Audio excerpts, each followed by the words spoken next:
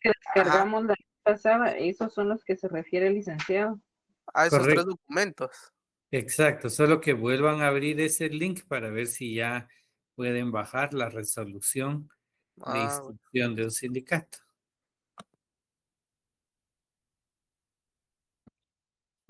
Sí, ya aparece, licenciado. Ya aparece, ¿verdad? Sí.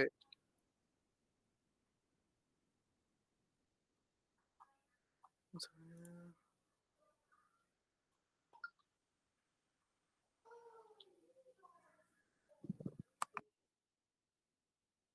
Bien, entonces, pues prácticamente ahí van a encontrar ese documento. Y vamos a ver si ya lo tengo abierto. Eh, Solo es de una hoja, ¿verdad, licenciado? es de una hoja. Es la resolución la de la Dirección General del Trabajo, número 51/2022. Ahí, de manera, como toda resolución, aparece la fecha y aparece el mismo encabezado que se tiene para resolver la solicitud de reconocimiento de la personalidad jurídica del sindicato, aprobación de estatutos e inscripción del sindicato. Eh, y ahí, pues, un considerando sobre el legal, ¿verdad? La Constitución, Convenio 87, que ustedes ya leyeron, que es acerca de la libertad sindical. eh, y luego, pues, otros considerandos que ellos colocan, y luego el por tanto, la base legal, y al finalmente resuelve, ¿verdad? Que es donde se concreta ya el reconocimiento, en donde indica que se reconoce la personalidad jurídica del sindicato tal y tal, aprobar los estatutos, ordenar la inscripción de una organización sindical y la publicación hace referencia a que la publicación es gratuita, ¿verdad? Entonces aquí tenemos cómo nace a la vida jurídica una organización sindical, de manera muy simple, ¿verdad? Es para que ustedes, pues, por lo menos tengan una idea de cómo funciona, cómo va a funcionar esta organización eh, sindical en cuanto a su inscripción. Eso es lo que me hacía falta y pues por muchas actividades se me estaban pasando ya, entonces, pero hoy de una vez quise presentársela. ¿Rosita tiene alguna consulta? Licenciado, yo tengo una duda. ¿Quién es quien aprueba los estatutos? ¿Únicamente el sindicato o hay alguien más? No, es la Dirección General de Trabajo quien aprueba los estatutos. Por eso en la Ah, resolución que les tengo ahí a la vista, en el numeral romano número 2 dice aprobar los estatutos de la organización sindical. Por supuesto, cuando yo les mencioné que los trabajadores cuando están interesados en organizarse como una organización sindical, lo fundamental es el acta constitutiva, pero dentro de esa organización, en esos momentos, ¿verdad? En el que quieren conformar esa organización, es obligatorio que ellos, pues, aprueben internamente, ¿verdad? Sus estatutos. Y eso, pues, va a ser aprobado por la Asamblea General y va a quedar plasmado en el acta. Entonces, digamos que esa es una aprobación interna de la organización sindical, pero la aprobación legal, lo que le va a dar la vida jurídica a los estatutos, es la aprobación que emite la Dirección General de Trabajo. Ahora sí, sí, licenciado, gracias. Y si en algún momento se rechazaran esos estatutos, ¿se puede hacer la presentación de otro proyecto? sí es correcto porque podría darse que los estatutos no estén ajustados a derecho y entonces pueden ser rechazados para ser modificados, ampliados por parte de la organización sindical. Y entonces los miembros del Comité Ejecutivo Provisional son los que tendrán que retornar a la Asamblea para exponer esos puntos y entonces tendrán que volver a conocer y aprobar los cambios que se requieran a esos estatutos. Ah, está bien, gracias. Muy bien. Entonces, ya tienen ustedes, yo en teoría puedo decir que ya saben inscribir un sindicato, ya se fue fácil. Me imagino que terminaron de hacer esa actividad, ¿verdad? Para llenar esos formatos, por así mencionarlo, para constituir su propia organización. Ya lo terminaron, ¿verdad? Sí, licenciado. Excelente. Y aparte de esas solicitudes, ¿verdad, licenciado? Estaba viendo también que se envía algunas solicitudes iguales a pedir recibos y sellos, no sé qué más se solicita por parte de la Secretaría de Finanzas de un sindicato, ¿verdad? Así es correcto, ¿verdad? Ahí digamos que hay otros elementos que son importantes que ahí mismo les van a ir orientando en el Ministerio de Trabajo, así como la aprobación de los libros de actas, ¿verdad? Los recibos para recaudar los fondos, todos esos elementos como administrativos, ¿verdad? Entonces también van a ser parte fundamental ya dentro del proceso, ¿verdad? Una vez reconocido, ya empiezan a obtener todos los documentos necesarios para el funcionamiento.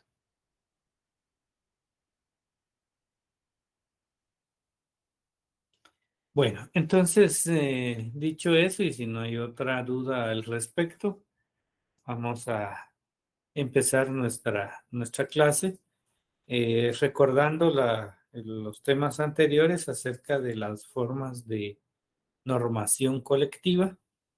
Vimos el pacto colectivo, contrato colectivo, convenio colectivo, reglamento interior de trabajo y el laudo arbitral. Me gustaría que ustedes pues buscaran un modelo porque como no hicimos una actividad con eso y también es importante que ustedes pues vean, ¿verdad? Qué es ya físicamente, qué es un pacto o un convenio, pues me gustaría que ustedes localicen uno de cualquier empresa, no interesa, de un ejemplar de cada uno de ellos, pero solamente van a buscar pacto colectivo, convenio colectivo, reglamento y el laudo arbitral. Consíganse uno y no soy muy exigente en cuanto a que tengan que ir a un lugar, si pueden irse distribuyendo ustedes, que alguien encuentre algo, alguien más busque algo más, pero que al final se los compartan. Lo que pretendo únicamente es de que ustedes vean, le echen un ojazo, ¿verdad? Nada más por decirlo coloquialmente y puedan familiarizarse con este tipo de instrumentos que se utilizan y que son denominados como parte de las instituciones del derecho colectivo de trabajo y que están contemplados dentro de las formas de normar colectivamente.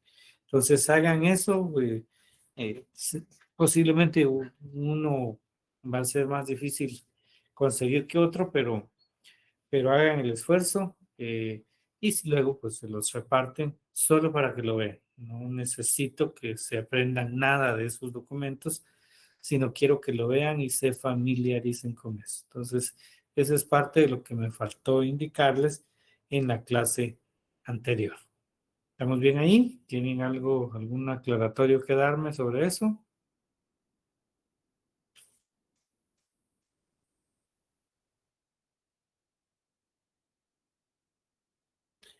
Estimaré que no. Bueno, vamos a entrar hoy y vean lo curioso, ahora se llama, ya no es forma de normar colectivamente, sino forma de expresar, ¿verdad? Y es cuando los trabajadores tienen la necesidad de plantear sus inconformidades por violación a sus derechos, por incumplimiento, ¿verdad? Las obligaciones del patrono y entonces puede dar lugar a que el trabajador necesite de una herramienta legal para expresar su inconformidad a ese incumplimiento o violación de los derechos laborales. Sin embargo, esta posibilidad de poder expresarse, que es únicamente a través de la huelga y el paro, dice la ley también. Pero la huelga es exclusivamente para trabajadores y el paro para los empleadores. Y entonces, la manera o la forma de expresarse colectivamente es únicamente a través de dos instituciones, la huelga y el paro. Y sin embargo, en el caso de la huelga en Guatemala, muy popularmente se le denomina la camisa de fuerza, porque no es que los trabajadores dispongan o un grupo determinado, miren, vámonos a la huelga. No funciona de esa forma, sino que debe de seguir un procedimiento legal que permita al trabajador, digamos, poder irse a la huelga, pero cumpliendo con un procedimiento un poco extenso.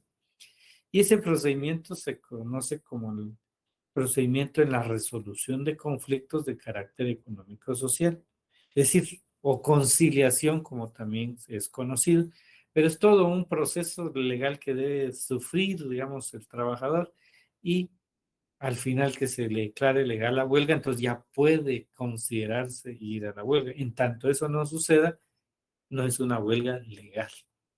Podría decir ilegítima, de hecho, cualquier cosa, pero no es legal. Y entonces, esto lo comento porque en otras latitudes el derecho de huelga es inmediato, es un derecho que basta únicamente con que se reúnan los trabajadores y con el deseo de plantear la huelga como mecanismo de expresión colectiva en razón de esas violaciones, ¿no? Y entonces en esas latitudes simplemente se organizan y se van a la huelga. En Guatemala no es así. Entonces, por eso lo explico, ¿verdad? Porque tiene un mecanismo un poco distinto. Entonces vean que el derecho de huelga es obviamente definitivo, es ese derecho, y valga la redundancia, de todo trabajador de acudir a la huelga.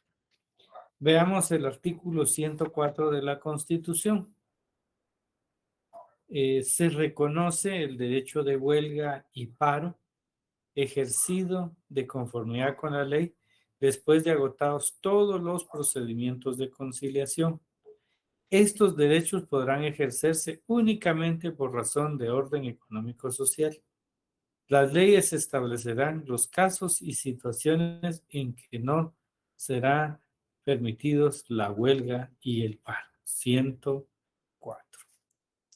Bueno, entonces dice el derecho de huelga y paro debe ser ejercido, dice, de conformidad con la ley. ¿Cuál es la ley? 1441. Pero después, dice, o sea, nos vamos a ir a la huelga después de agotados los procedimientos de conciliación, que también es conocido, está en el capítulo relacionado con el procedimiento de la resolución de conflictos de carácter económico y social. Y también otro elemento, estos derechos podrán ejercerse únicamente por razones de orden económico social. Y el 106 que les anoto acá se refiere a que los derechos consignados en esta sección son irrenunciables para los trabajadores, susceptibles de ser superados a través de la contratación individual o colectiva y en la forma que fija la ley. Para este fin, el Estado fomentará y protegerá la negociación colectiva. Serán nulas de pleno derecho ipso iure y no obligarán a los trabajadores, aunque se expresen en un contrato colectivo de trabajo, en un convenio o en otro documento, las estipulaciones que impliquen renuncia, disminución o tergiversación, lo cual significa que aunque esté en un pacto, es nulo de pleno derecho. Que en este caso estaríamos diciendo que si en un pacto tratan de establecer, tratan de que el trabajador renuncie al derecho de huelga, es nulo de pleno derecho. No es posible.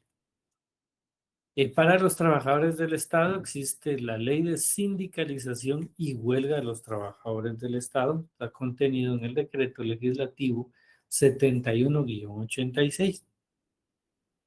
Sin embargo, también está la ley de servicio civil, pero la ley de servicio civil contempló la prohibición de la huelga de los trabajadores.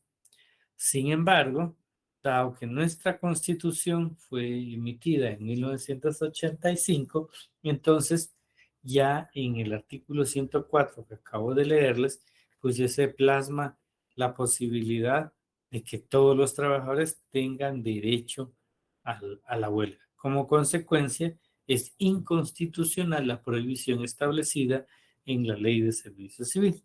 Y por supuesto, lo establecido en el Código de Trabajo en el decreto legislativo 1441.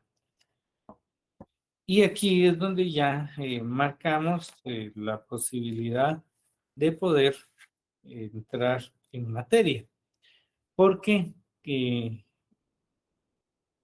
aquí vamos a la clasificación que les tengo por acá y lo vamos a encontrar en varios artículos del Código de Trabajo. Por ejemplo, la clasificación que les tengo indica la huelga legal. Y la huelga legal es la suspensión, es fundamental, y abandono temporal del trabajo en una empresa, acordados, ejecutados y mantenidos pacíficamente, 3 elementos, por un grupo de 3 o más trabajadores. Previo cumplimiento de los requisitos que establece el artículo 241, que vamos a ver seguidamente, con el exclusivo propósito de mejorar o defender frente a su patrono los intereses económicos que sean propios de ellos y comunes a dicho grupo. Entonces, sí estamos cumpliendo con el artículo 104 de la Constitución, porque esta ley también indica que son intereses económicos. Por supuesto, son sociales porque es parte del grupo. Pero el mismo 239 nos remite al 241 porque dice que previo cumplimiento de los requisitos establecidos en el 241. ¿Cuáles son estos?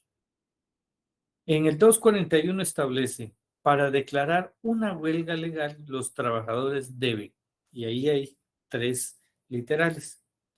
A, ajustarse estrictamente a lo dispuesto en el artículo 239, párrafo primero. Agotar los procedimientos de conciliación, que es parte fundamental, ¿verdad? Que incluso la Constitución lo establece, y esta conciliación, vamos a ver el capítulo que yo les indiqué, y reitero mucho por el nombrecito, es el procedimiento en la resolución de conflictos de carácter económico-social, porque tiene un antecedente constitucional, está en el 239 y ya el 241 ya concreta esa necesidad de cumplir con eso. Pero se llama técnicamente dentro del Código de Trabajo procedimiento, y escuchen bien, en la resolución de un conflicto de carácter económico-social, conforme el 104 de la Constitución. Luego dice constituir la mitad más uno del total de trabajadores que laboren en la respectiva empresa, empresas o centros de producción, y que han iniciado su relación laboral con antelación al momento de plantearse el conflicto colectivo de carácter económico-social. Entonces, para irse a la huelga debe existir la mitad más uno, pero ese para irse a la huelga, en ese procedimiento que yo les menciono, va a haber una etapa procesal en donde el juez va a declarar si es legal o no la huelga. Y entonces, en ese momento, y hay otros pequeños trámites ahí, va a ordenar que se haga el conteo respectivo y debe haber la mitad más uno. Y entonces, si existe la mitad más uno, entonces podrán irse a la huelga. Para este recuento, dice, no se deben incluir a los trabajadores de confianza y los que representen al patrón. Entonces, aquí tenemos cómo, ¿qué es una huelga legal? Debe reunir todos los requisitos establecidos en el 239 y en el 241 del Código de Trabajo. La huelga ilegal es porque no reúne la totalidad de los requisitos para su declaratoria, es decir, no está establecido en el artículo 239 ni en el 241. Vamos a ver si les encuentro otro.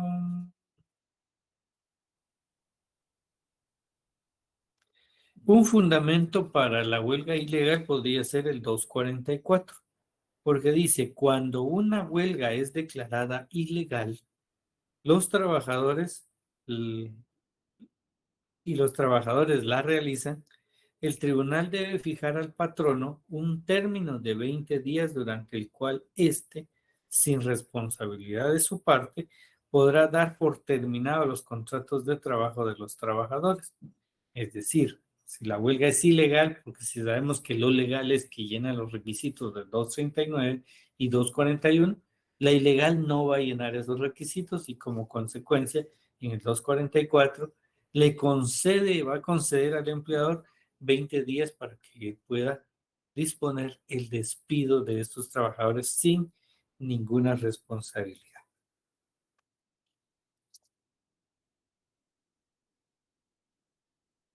Huelga ilegítima. Vamos a ver.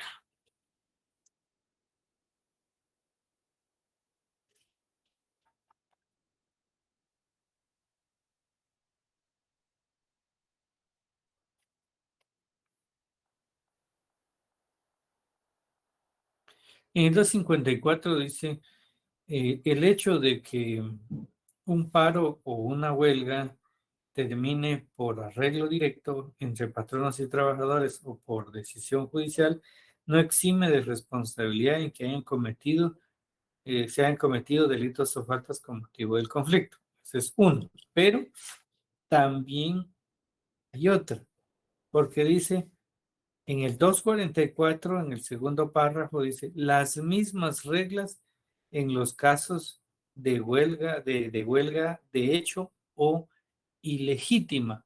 Y entonces estamos hablando de esa ilegítima. ¿Y cuál es esa regla? Que si hay una huelga declarada ilegal, pues también es una huelga ilegítima, o sea, no es legal. O una huelga de hecho o ilegítima. Y de hecho significa es que no hicieron ningún proceso y se lanzaron a las calles a manifestar y a pelear y entonces no llevaron ni un procedimiento, no esperaron que el juez resolviera y entonces se fueron a las calles y esa se denomina la huelga de hecho o ilegítima, que prácticamente tendríamos que indicar que está en el 244 también, ¿verdad? Más que en el 254 que yo les estoy anotando ahí. Entonces voy a ver cómo se los cambio. Déjenme ver aquí.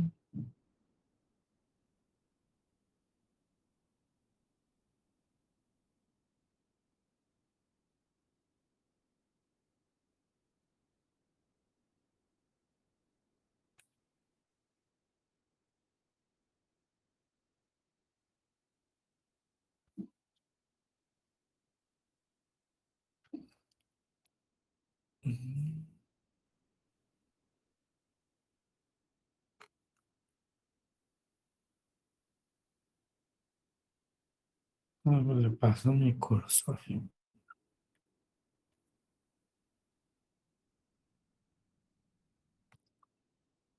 Bueno, ya les aparece el cambio ahí, ¿verdad? 244. Entonces tenemos que es la huelga ilegítima, que es una huelga de hecho.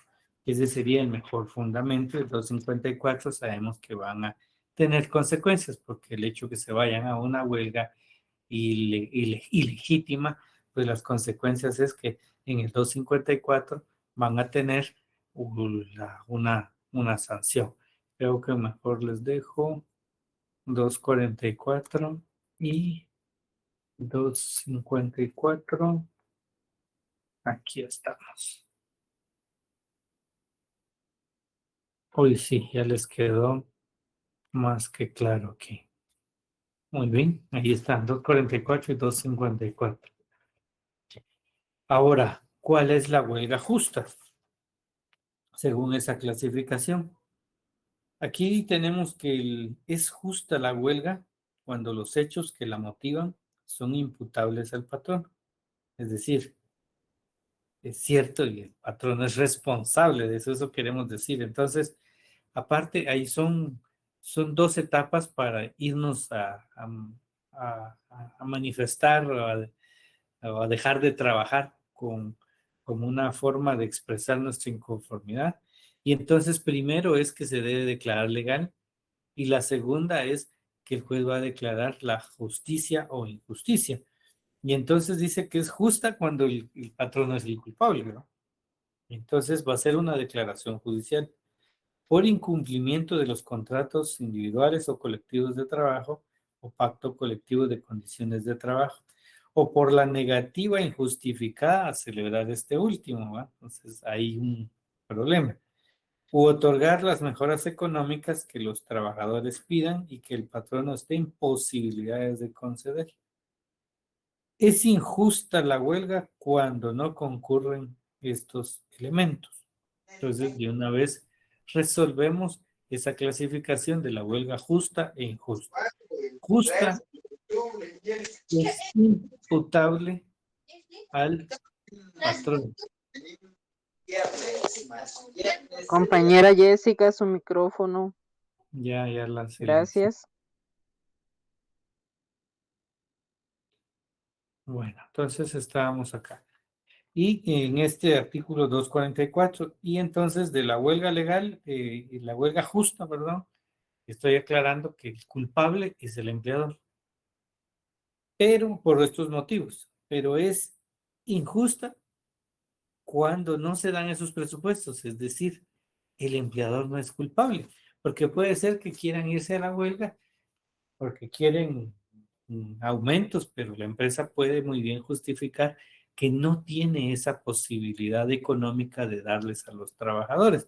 Y entonces pueden declarar, aunque sea legal la huelga, pueden también considerar que es injusta, dado que no hay una culpabilidad para el empleador.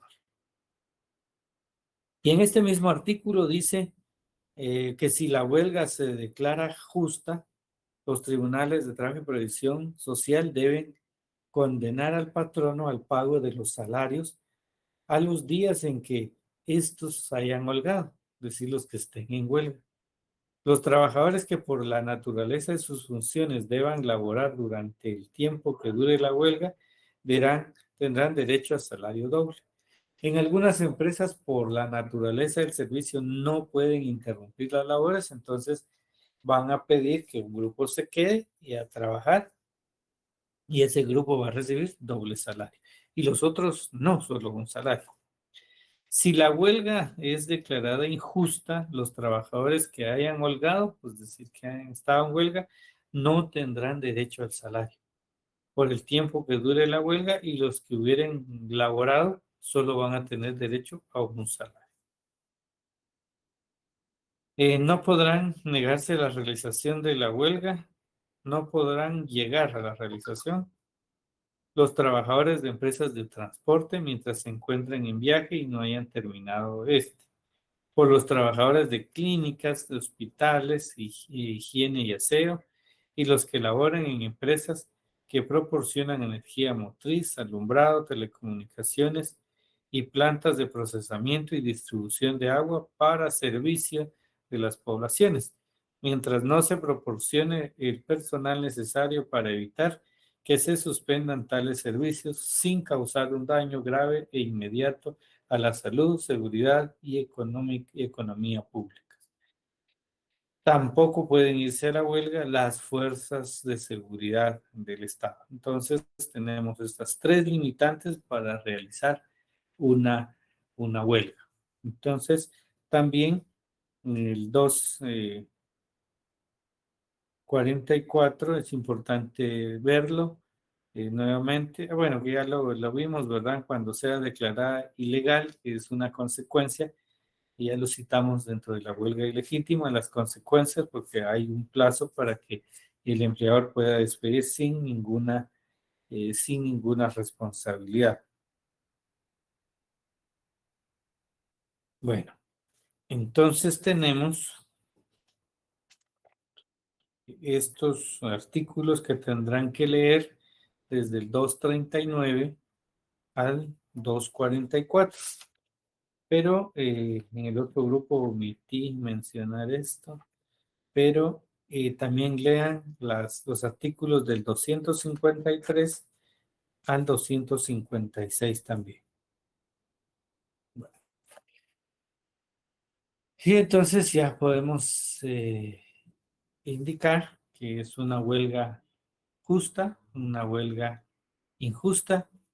Y acá les traigo en la siguiente diapositiva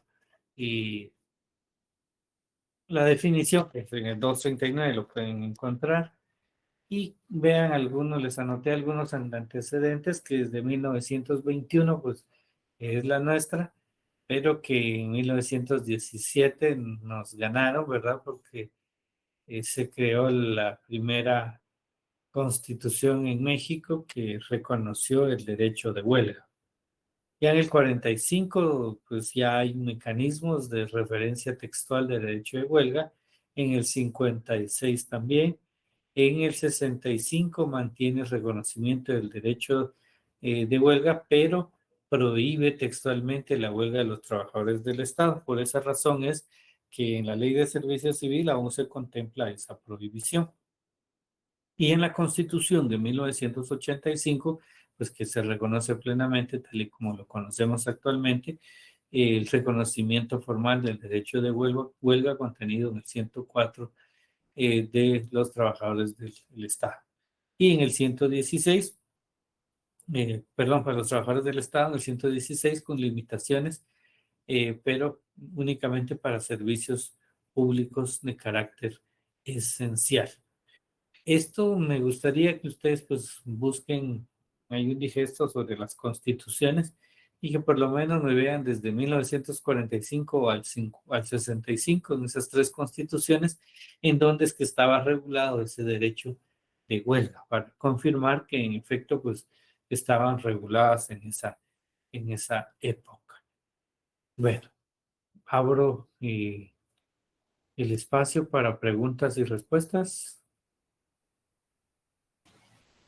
Licenciado, perdone. Como ya nos aclaró que esta prohibición que había para los empleados del Estado para irse a la huelga ya no existe, ya pueden participar en huelga. Ellos hacen todo este procedimiento que usted nos comentó que es un poco engorroso y es un poco tardado, porque constantemente viven en huelga los maestros y los de salud pública y ellos hacen todo este procedimiento previo a irse a huelga. No, son huelgas de Ilegítimas, hecho, ilegítimas. de hecho. Ujú. ¿Y por qué no los despedimos a los 20 días? La razón es que, dado, recuérdese usted, el margen de presión que ellos han llegado a tener. Ejercen. Y, exacto, logran a través de instituciones de orden político, pues una protección, ¿verdad? De forma política. Y entonces, o incluso acceden a ciertas acciones, ¿verdad? Y suscriben convenios internos para evitar que se inicien acciones disciplinarias. Yo les cuento que tuve conocimiento que en el año 2003, cuando fue la huelga más larga que tuvo el Estado de Guatemala, que fue la del Ministerio de Educación, En esa oportunidad sí se inició a deducir la responsabilidad dentro de ese plazo y se redactaron más de 15,000 formulaciones de cargos. Tengo entendido que fue casi todo un edificio total de trabajadores con más de 150 que todos se dedicaron a formular cargos a todos los maestros. Sin embargo, el esfuerzo fue en vano, dado que lograron la denominada en esa época una amnistía laboral que les otorgó el Congreso, lo cual impidió que se aplicara la sanción o el despido que establece el artículo 244 del Código de Trabajo. Y entonces así es como ellos han logrado una serie de manifestaciones y ahora yo sé que ustedes pues han escuchado que incluso el día de ayer hubo un movimiento, pero cada vez se vuelven más listos porque ellos no son todos los trabajadores los que vienen, solo son grupos nada más y ya son como que, no sé cómo los eligen, pero de un establecimiento puede salir uno o dos y entonces les dan permisos de orden personal, ¿verdad? Y ellos fácilmente llegan y como es a nivel nacional, se juntan y logran un grupo considerable, ¿verdad? Que imagínense que si vinieran como en el año 2003, literalmente suspendieron todas las clases de los trabajadores, una suspensión total.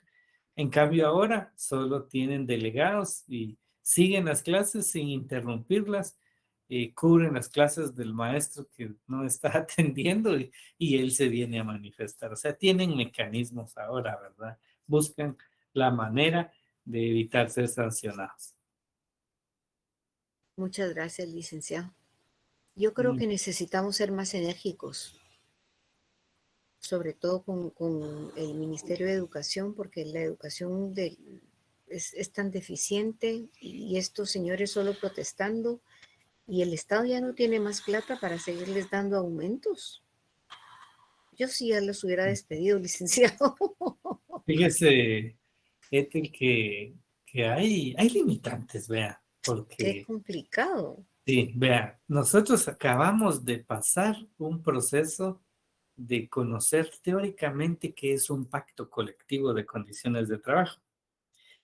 Y en esas condiciones vemos hasta dónde se puede negociar. Es extenso. También vimos las finalidades mediatas e inmediatas de una organización sindical. Dentro de las mediatas vimos el alcance y la representación que puede llegar a tener un sindicato. ¿Qué quiero decir con esto, Héctor? Que la presión de una organización sindical es demasiado grande y que está reconocido el convenio 87 de la OIT, la propia constitución política. Entonces, no es fácil decir que deben de ser más enérgicos. No es que yo defienda al Ministerio de Educación, la verdad, laboro ahí, ¿verdad? Pero no lo estoy defendiendo, sino que lo aprovecho para ponerlo de ejemplo acerca del alcance y de toda esta teoría que nosotros conocemos. ¿Por qué razón? Porque en el Ministerio de Educación están demostrando algo que no se había logrado en ningún otro lugar. Pero ¿qué sucede en las empresas en donde están violando a diestra y siniestra el derecho de los trabajadores, que por necesidad del trabajo acatan todo lo que les dicen, tienen contratos parciales a 4 horas, pero trabajan 8 y solo les pagan 4? Es una tristeza en este país que empleadores hagan esas cosas. Y entonces le digo, ¿cuál debe ser la participación del sindicato ahí? Allí debe de intervenir y es por eso que después nos quejamos del sindicato cuando son los propios empleadores los que están dando lugar al crecimiento y al fortalecimiento de las organizaciones sindicales. Entonces, muy interesante todo. Sí, lo entiendo, pero también considero que debería el licenciado seguir el procedimiento como lo regula la ley, ¿verdad?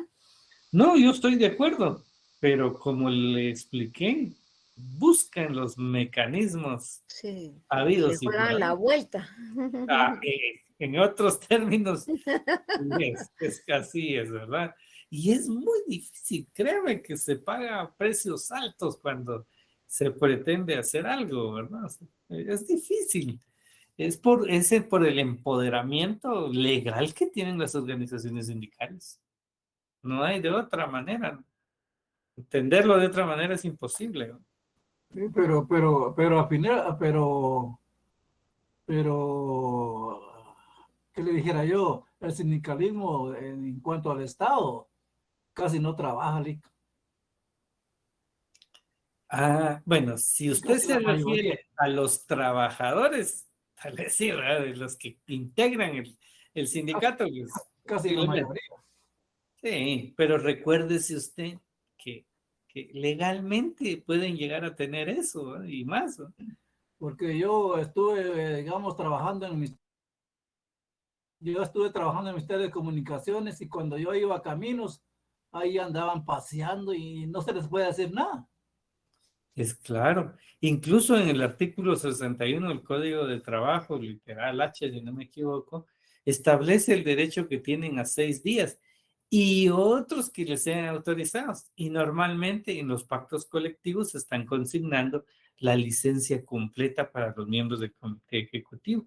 Y entonces por esa razón usted los puede ver en las calles con su salario, pero es algo legal, ¿verdad?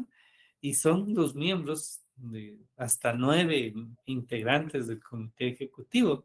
Todos pueden llegar a tener ese derecho. Y como les digo, no estoy defendiendo a nadie ni a la organización sindical. Están sirviendo estos ejemplos para que veamos hasta dónde pueden llegar legalmente hablando.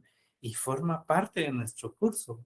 Entonces, la intervención de Arnoldo son muy importantes, ¿verdad? Porque eso nos permite hacer un análisis respecto a la funcionalidad y alcance de estas organizaciones sindicales. Entonces, me parecen de lo más acertadas estas intervenciones. Licenciado, lo que yo siento que tal vez a veces no ejercen su función como deberían y a veces solo velan Intereses por personales. interés propio, ¿verdad? Porque fíjese que nosotros tuvimos la situación, yo trabajé en una municipalidad eh, y literal, ellos llegaban en el horario a sentarse a las bancas de la municipalidad ocupando el espacio nada más. Cuando a nosotros nos despidieron, buscamos al sindicato para que hubiera un apoyo por parte del sindicato. Jamás encontramos la casa o el lugar donde vivían ellos y jamás tuvimos un apoyo por parte de ellos para que se nos resolviera pues algo, pues, o por lo menos ellos, no sé de qué forma nos podrían ellos ayudar en ese momento, pues no sabíamos nosotros de qué forma nos podían ayudar. Y nunca hubo manifestación del sindicato. Entonces, en esas situaciones es donde uno dice, eh, no han hecho o no han No ejercido sirven bien para sus nada. funciones. Por otro lado, debemos de también elogiar la participación de Rosita porque nos está mostrando la otra cara de la organización sindical, que es los intereses personales. Y esos intereses personales son los que debilitan a la organización sindical. Eh, las críticas que se tienen respecto a que solo se constituyen por personal que comete faltas al servicio y que se escuda en esas organizaciones sindicales para no ser despedidos. También por el hecho de que buscan negociaciones en donde obtienen, digamos, sobornos estas organizaciones sindicales, se venden como se suele indicar, y entonces ellos se vuelven pasivos pues entregados al empleador. También otras organizaciones sindicales que siempre con intereses personales, pero ya incurren ¿cómo se llama?, en abusos al momento en que, si bien tienen la mayoría bien, ellos están obteniendo ventajas personales y posiblemente económicas, no me consta, de eso. Es decir, hay una infinidad de críticas a estas organizaciones sindicales que están debilitando el verdadero espíritu de la organización sindical. Y respondiendo de manera puntual el hecho que usted plantea que los iban a despedir y el sindicato no aparecía, pues definitivamente pues es notorio que hay un problema, aunque en sí la organización sindical muy poco podría hacer en el caso de que a los trabajadores se les inicie un proceso disciplinario formal de despido. Y entonces ahí no pueden hacer mayor cosa, sino que ellos deben de buscar como medidas preventivas, ¿verdad? Para evitar estos casos y plantear conflictos, ¿verdad? Para evitar el despido masivo de trabajadores. Esa es la labor y mantener la negociación con el, con el empleador, ¿verdad? Para mantener. Pero como usted lo indica, solo era a ocupar un lugar, entonces era un sindicato que notoriamente estaba vendido. Definitivamente, licenciado, nos dimos cuenta de eso y si en algún momento hubiéramos encontrado a alguien y él nos hubiera dicho, bueno, pero formen parte del sindicato, pues ya uno se informa más de esa situación. En ese momento, pues todavía no había iniciado yo mis estudios de la carrera, ¿verdad? Pero sí, pues como le digo, o sea, fue cero apoyo, no encontramos nada ni a nadie que que de ellos, pues, que nos pudieran ayudar o que nos dieran una luz más o menos de eh, cómo se podía, pues, arreglar alguna situación ahí en cuanto al despido injustificado, porque fue por cambio de gobierno que nosotros, pues, salimos de ahí, ¿verdad? Claro, ellos hubieran buscado, se debieron de anticipar para hacer un planteamiento de repente algún conflicto colectivo para evitar que el siguiente año los despidieran, ¿verdad? Entonces, pero lamentablemente, pues, no lo hicieron. Y es que, licenciado, buenas noches. Buenas noches. Buenas noches, licenciado. Les saluda Byron Mamán. Fíjese, licenciado, de que, y es que realmente la labor verdadera de un sindicato es esa, proteger los derechos de los trabajadores. Pero dentro de esa labor también tiene que ir la exigencia de que los trabajadores cumplan con sus obligaciones.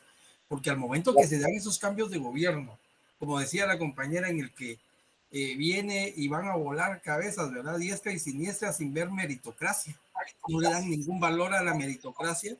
Meten a la gente que les acompañó en la campaña y todo.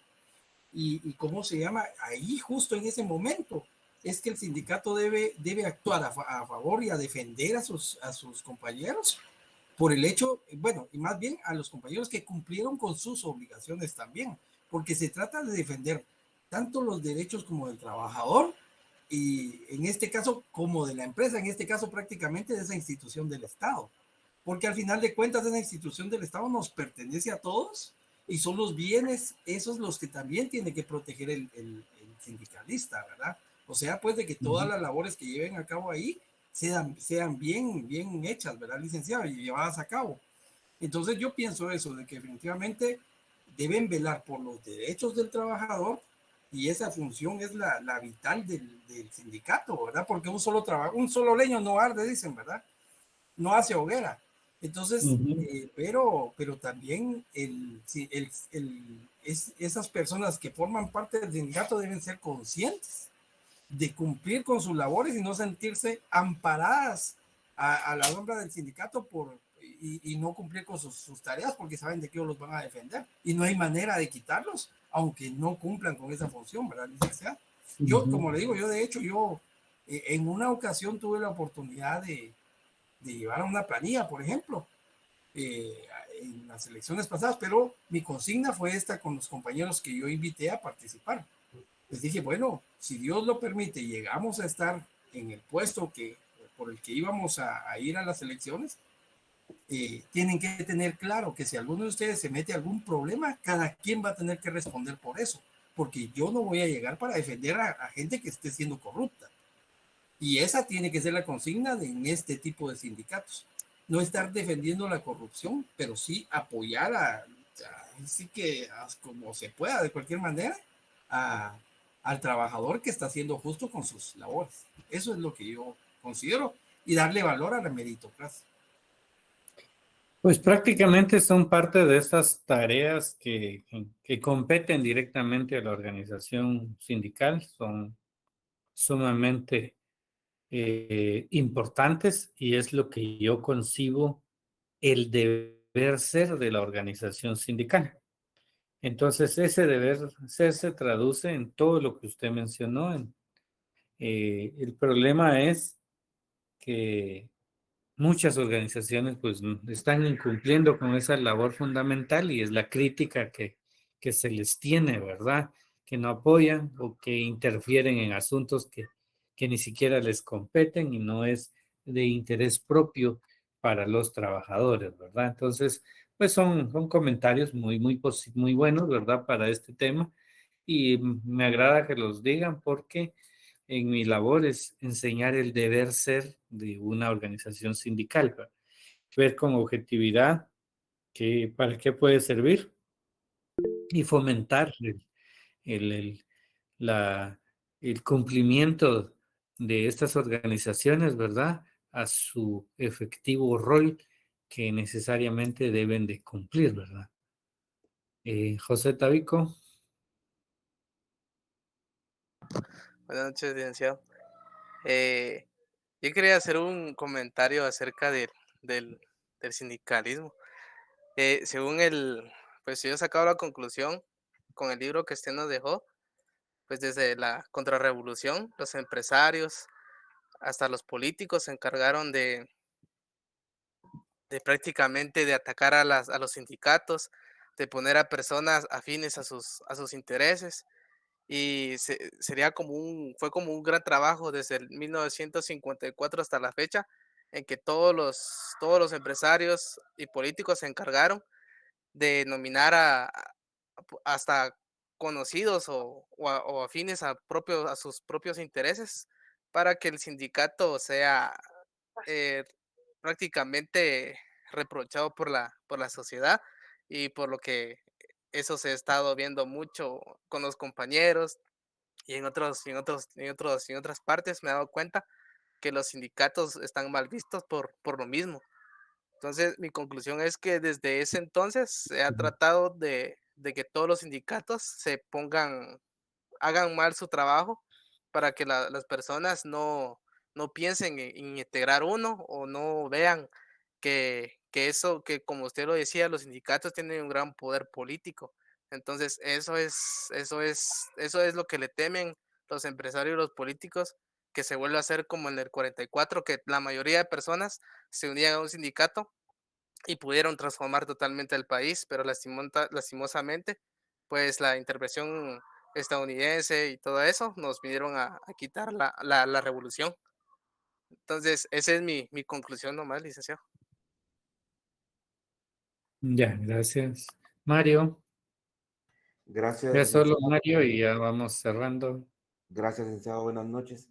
Pues con lo que decía uno de los compañeros hace unos minutos respecto de que pues las autoridades de los sindicatos resulta que al final de cuentas no apoyan a las personas que ahí pertenecen. No olvidemos que también hay sindicatos de empleadores, ¿verdad?